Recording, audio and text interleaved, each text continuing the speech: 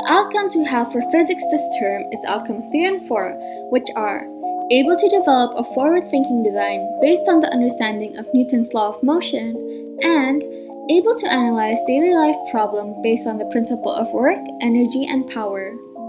In this picture, it can be seen that I was holding a tray with multiple objects on it, including a plate and 2 cups. The tray I am holding is slightly inclined, thus it can be assumed that the objects on it are slipping down. In this picture, the objects I am analyzing are the plate and the orange cup. Both of these objects have a normal force going upwards, which is perpendicular to the surface that they are on, which is the tray. Other than that, both the plate and cup have gravitational force pulling down on them. They also have a tension that is going to the left and slightly downwards, fitting the assumption that the objects are slipping down. Other than that, they also have a friction force going the opposite direction of the tension, which is to the right and slightly upwards. This picture showcases me sitting on a swing. This is related to Newton's first law, which states that every object will stay at rest unless an external force acts upon it, and every object will stay in motion unless an external force acts upon it. From the picture, it is seen that I am not moving the swing, thus making the swing be at rest. Unless an external force, may it be a push from someone else or from myself, was placed upon the swing, it would then cause the swing to move. Here, it can be seen that I am sitting on top of a sled where I am going downwards on a snowy hill. This is an instance of Newton's second law, which states that a force applied to an object at rest will cause the object to accelerate in the direction of the force. In this picture, as I am going down the hill, it means that the force has already been applied, which could either be someone pushing me trying to drag the sled forward, or even gravity, causing me to accelerate in a downwards direction. This picture showcases me pulling on a book with my classmate also doing the same thing, creating a tug-of-war-like situation. This is a situation where Newton's third law plays into action. Newton's third law states that for every action in nature, there is an equal opposite reaction. In this case, the action is me pulling the book in my direction, and the reaction that I'm met with is my classmate pulling it in his direction.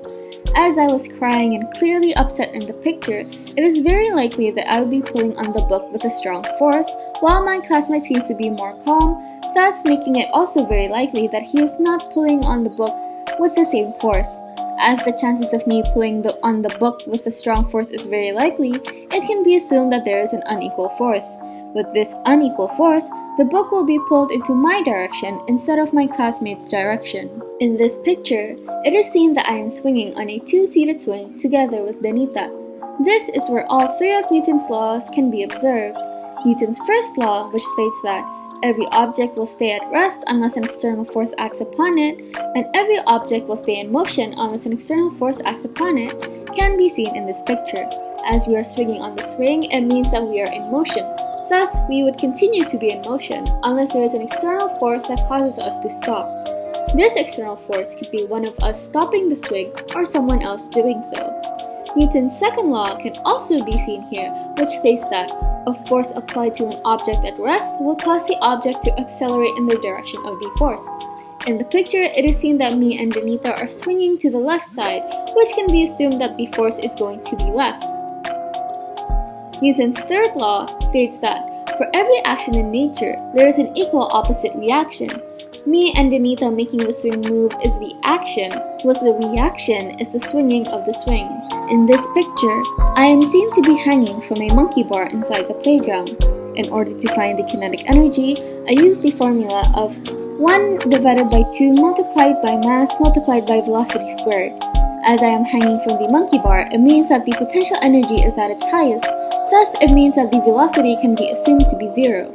With that being said, calculating the kinetic energy with a mass of 18 kilograms and 0 velocity would result in the kinetic energy being 0 joules. The picture here showcases me hanging from a monkey bar inside the playground. As I'm hanging from the monkey bar, it means I have potential energy as the monkey bar is in a high place. The formula potential energy equals to mass multiplied by gravity multiplied by height can be used to calculate the potential energy that I had in the picture. as the gravity is a constant, it means that it will always be a 10 meter per second square. Assuming that my mass is 18 kilograms and the height of the monkey bar I'm hanging from is 1.15 meters, we can use these variables and calculate the potential energy. 18 multiplied by 1.15 and 10 equals to 207, which means that the potential energy I had in the picture is 207 joules. In the picture of me going down a slide, there is mechanical energy, which is the total of potential energy and kinetic energy. In order to find the mechanical energy, I would first have to find the initial mechanical energy by finding the initial potential and kinetic energy. The initial kinetic energy is 0 due to the potential energy being at its peak. The initial potential energy can be found by using the formula mass multiplied by gravity multiplied by height. Assuming that my mass was 18 kilograms and the height of the slide is 1.8 meters, with the gravity being a constant 10 meters per second squared, through this formula, it can be found that the initial potential energy is 324 joules. Adding the kinetic and potential energy together, which is 0 plus 324, equals to 324 joules, which is the initial mechanical energy. Afterwards, I need to find the final mechanical energy by finding the final potential and kinetic energy. From the picture, it is seen that I am at the bottom end of the slide, meaning that the final potential energy would be at its lowest. Thus, the potential energy is 0 joules. In order to find the final kinetic energy, I use the formula initial mechanical energy equals to final mechanical energy, which means that the initial potential energy plus the initial kinetic energy equals to the final potential energy plus the final kinetic energy. As the initial mechanical energy is already known as 324 joules, we can say that 324 joules equals the final potential energy plus the final kinetic energy. The final potential energy is already known as 0, so all that's left to do is to find the final kinetic energy. This can be done by subtracting the initial mechanical energy with the final potential energy, which is 324 subtracted by 0. Thus, the final kinetic energy is 324 and the final mechanical energy is 324 joules. The big question this term is, how do visionary leaders adapt? This is related to the physics outcomes and or topics that we are learning this term because work, energy, and power can be found in everyday life. Being able to adapt using these topics can help us as visionary leaders in many different aspects because physics is one of the basic foundations of our lives that we can find everywhere. The focus question this term is, how can humans analyze transformation based on physics concepts and laws in day-to-day activities? Physics concepts and laws in day-to-day activities can serve as a basic understanding that can be used to analyze transformation. This can be done by understanding said concepts and laws, along with calculating the energy, work, and power that it has.